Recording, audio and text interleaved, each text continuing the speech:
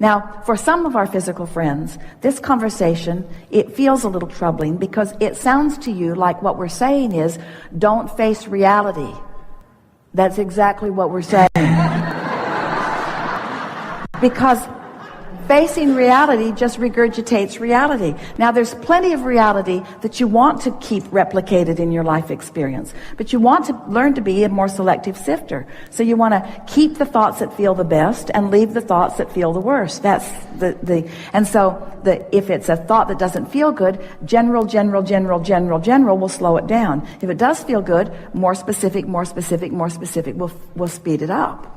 But you want to be discerning of which it is. So the first thing that you want to do, anytime you're aware that you're feeling any emotion, is say, good for me, my guidance is really working. This is really a good thing. So sometimes there is a trajectory that you haven't practiced what you really want enough, and so that trajectory is going to play itself out.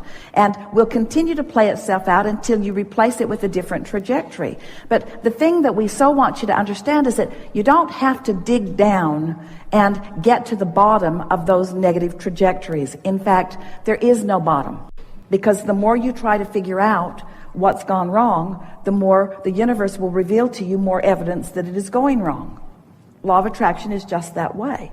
And so if you will accept that there's no bottom, and so you will stop trying to get to the bottom of it, but instead just take the negative emotion as the indicator, and then at the next best opportunity, reach for a good feeling thought. And what we're saying to you today is, in many cases, not every case, in many cases, the next best opportunity is when you first awaken tomorrow morning.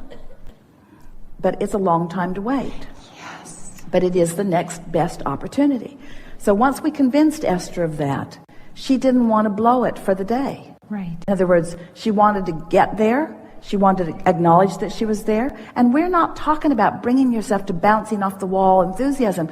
We're not talking about getting so high that you want to go out screaming into the woods your appreciation of all life. We're not talking about that kind of momentum. There's usually not that kind of momentum first thing in the morning. We're just talking about having a feeling of satisfaction, a feeling of well-being, a feeling of right place, right time, a feeling of, isn't this a nice day, a feeling of at oneness with the universe, a feeling of appreciation that the sun is coming around whether you can see it behind the clouds or not, a realization that the earth is spinning in its orbit, and all things, most things that are important to you are really in a good place, and that everything is working out for you. Just make those general statements to yourself. Find someone who's easy to love and focus on them, or find something that you really appreciate and focus on that, or find something that doesn't have much dynamic in either case and just focus on that. In other words, sometimes Esther will just take a notebook and draw a room and move furniture around in the room just to see how it looks on paper. Just for fun.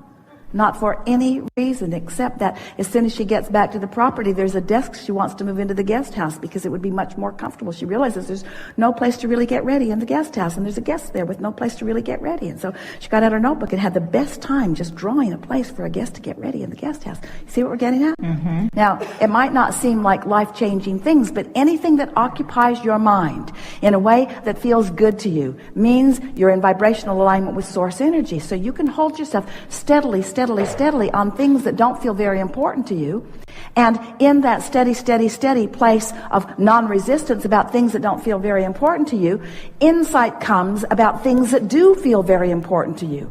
But you can't get to very important things that really feel good to you from an awareness of the very important things that you want are not happening. In other words, there's too much of a vibrational gap, where if you start in the middle, not feeling particularly bad or good, and reach for feelings of satisfaction, as you maintain that sort of momentum, what begins to happen is thoughts begin to flow. And isn't life made up of day-to-day lifetime experiences? Aren't they the conversations? Isn't it the day-to-day movement that makes up the majority of your life? Don't you really want this moment to be one of satisfaction rather than distress? Don't you want this moment to be one of clarity rather than confusion? Don't you want to feel humorous? Don't you want to feel lighthearted about life and about others? Don't you want to feel eager about what you're doing or interested in your day? Don't you want to feel interested in whatever it is that you're watching on television or reading about? Don't you just love the feeling of energy moving You know those feelings that we're talking about, and we're wanting to remind you that this is Source reading with you, Source watching with you, Source speaking with you, Source creating with you. In other words, you're just not happy doing it alone, and yet you have relegated yourselves to doing it alone because somebody's convinced you that you got to prove your worthiness, which means you got to get off in the corner by yourself, and you got to prove what you're made of, which means you got to prove how much you're willing to suffer in order to get to the good stuff. And we say, you don't get to the good stuff through suffering. You get to the good stuff through savoring. You get to the good stuff through reaching for thoughts that feel good to you.